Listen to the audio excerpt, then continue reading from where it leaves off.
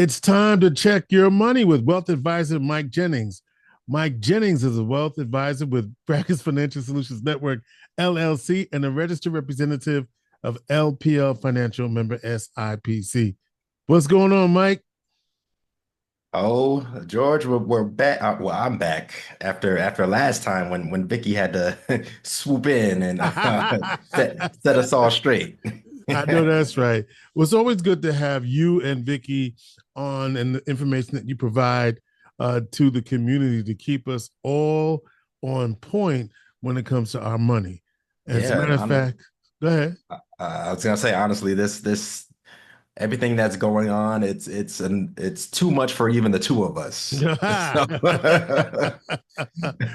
Well, what's going on?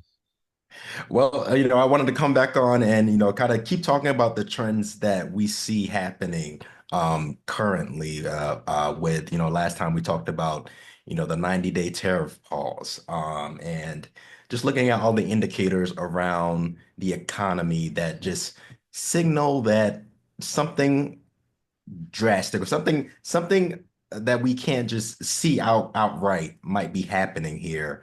Um, and these are things that we see every day. But we kind of just it kind of just rolls over us and we kind of tend to not think about it. But honestly, these are just things that we have to pay attention to. We want to make sure that we are on it before the problem deepens and becomes worse and it kind of spirals out of control. So today, what I wanted to talk about was credit card usage. And I know that I've definitely talked about that on here before. But like I said, with some of these recent trends, this is just something that we just got to dive right back into. So overall, credit card debt has reached new highs as far as usage. So 1.2 trillion dollars of credit is currently in use right now. So what does this mean, right? So most Americans are still in a tough situation and they are overextending themselves with credit because they feel that they need to, right? And we've spoken about why this is. So people tend to use credit as an extension of their cash availability rather than what it really is, which is a monthly revolving loan account that comes with, bells and whistles and things that you have to look out for. It's not just extra cash that you have and then you pay it off and then you got cash again next month. That's not how it works. It's a loan account and we have to start looking at it like that. Um, and in America, delinquent credit card accounts, specifically those that are 90-day past due, are the highest they've been since 2010. Wow. And many of you can remember what the economic situation was in 2010. I was a kid, I was still in school, but a lot of you out there that are adults that remember that time period can understand what I mean, right? So not only are more people using their credit cards, Mm-hmm. but more people are struggling with paying them on time. Mm-hmm. Other credit accounts, such as student loans, car loans, are also seeing a trend in increased late payments. So Americans are genuinely having an issue keeping up with their bills, and it's getting worse. Delinquent accounts, which are again accounts that have a 90-day balance 90-day past due, are a major impact on your credit report. Which has led to a decrease in the average credit score for Americans. Now, it's a slight decrease. It's like a couple points, but you have to think like how much it takes to move an average, especially when you're talking about over 200 million Americans that utilize credit, right?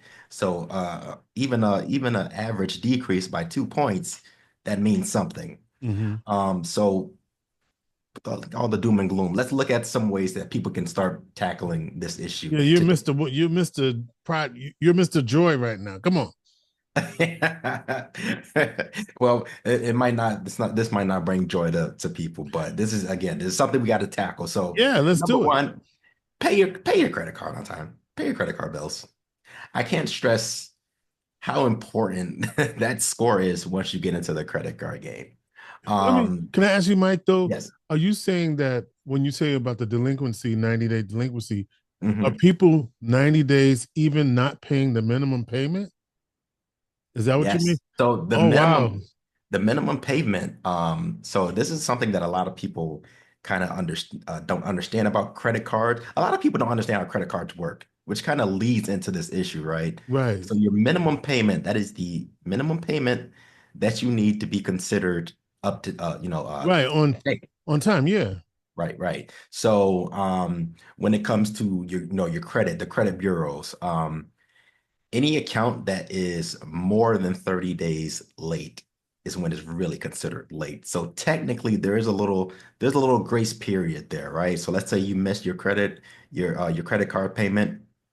You have until that credit card payment is 30 days late before it's reported to the credit bureaus. So there's a little bit of grace there. Right. But like you just mentioned, people are struggling because there's a lot of credit card companies out there that I would just say are a little bit more aggressive than others. Once you miss that first that minimum payment by 1 day, they'll tack on that next payment too. So now you have to pay double And and to get and back to where you are. and in some cases, a late fee, A late fee as well. Sometimes it's which 15. I've seen 29, 39, 40. yes, It gets up there. right.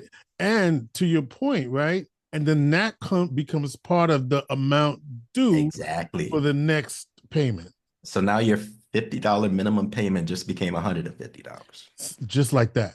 Just And like then that. that, Wow. right, One right, day. right, One right, day.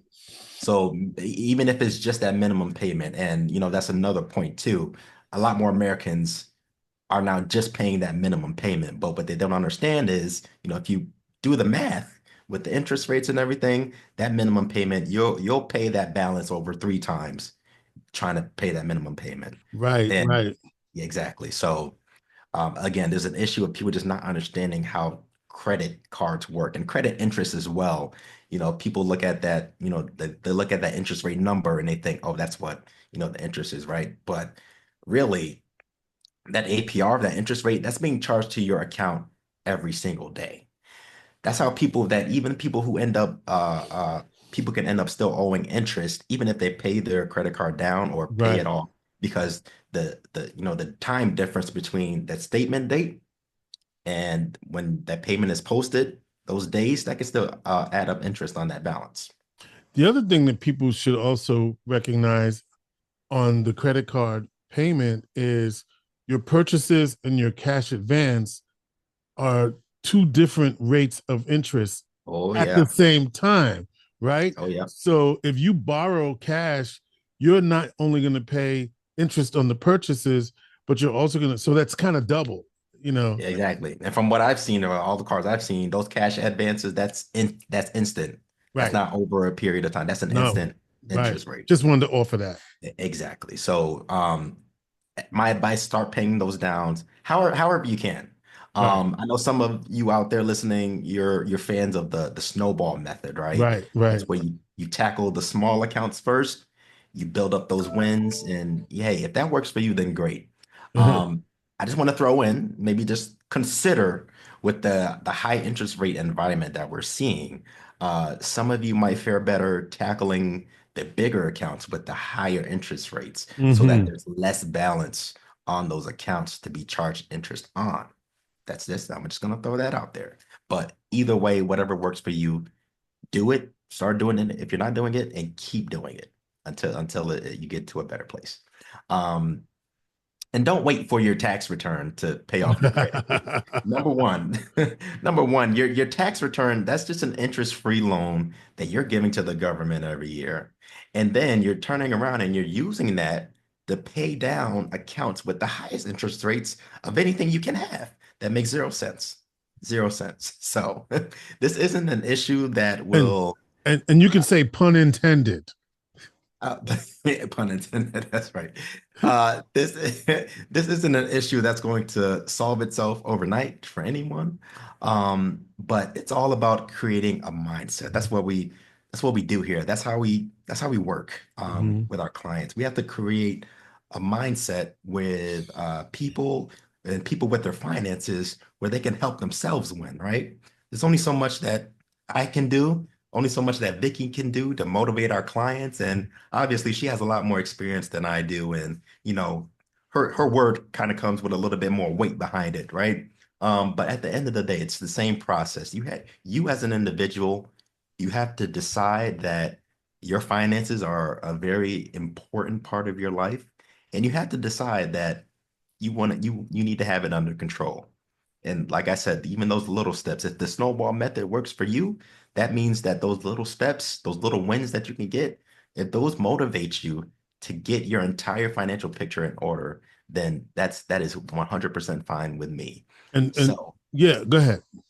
oh no, you go ahead. I was I was gonna going to say, close. just thinking about that snowball method, just talking it out a little bit, right? So let's say you had a loan that you paid off, and it's $15 for that Mhm. credit card, and then you paid that off. You would then add that $15 that you were paying on that to the Exactly. next one, Add it and to the then next. right, and you may be paying the minimum payment on the other ones as you Mhm. do this, but then you Hopefully. keep adding, and so that all of the so that you don't, in other words, if let's say something's paid off but you still got balances, that's not Mhm. free money. Use I that know. money that you were going to Mhm. use until you pay off all of Exactly. your Exactly. That's why right. it's the snowball. Like you roll a Exactly. snowball down the hill. Right, right, right, right, Those right. payments, once you're done with that balance, you tack that payment onto the next one. So now you're paying those off even quicker. So that Yeah, exactly. yeah. Exactly. And like I said, if that works for you, then so be it. Yeah, Because I got some things I got to take care of because I was thinking about that, and that's what I wanted to do. So I get back to basics. All right, what else you got? so there you go. There you go. Well, I mean, that's it. I just want to Okay. let people know if they want to get their finances in order, if they want to start tackling these things and really get your life overall in order. I'm not a therapist. I'm not a life coach guru, but everything that you can do in life, it probably has a financial element to it. So I can definitely help with that. So give your friendly neighborhood advisor a call at 315-748-5540, or send me an email at michael.jennings@brackensfsn.com. All right, Michael Jennings is your friendly neighborhood advisor. He's a wealth advisor at Brackens Financial Solutions Network, LLC, and a registered representative of LPL Financial, member SIPC.